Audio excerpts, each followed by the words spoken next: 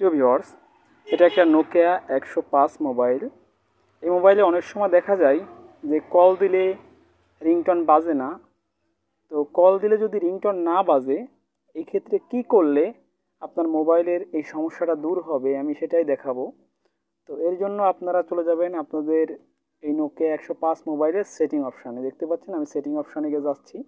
তো setting option থেকে আপনারা এখানে একটা অপশনে যাবেন, সেটা হচ্ছে কল সেটিং। এই যে কল সেটিং দেখতে পাচ্ছেন, এই কল সেটিংয়ে যাবেন।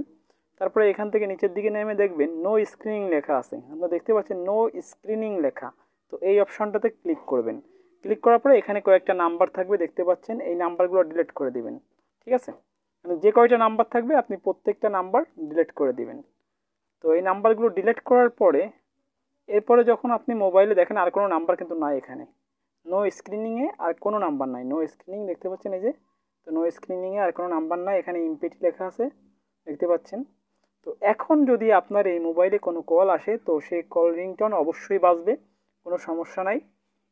তো আপনারা এইভাবেই, যদি আপনার নোকিয়া 105 মোবাইলে কল কল দিলে সাউন্ডের প্রবলেম হয়, তাহলে এভাবে আপনি সাউন্ডের প্রবলেমটা সলভ করতে পারবেন।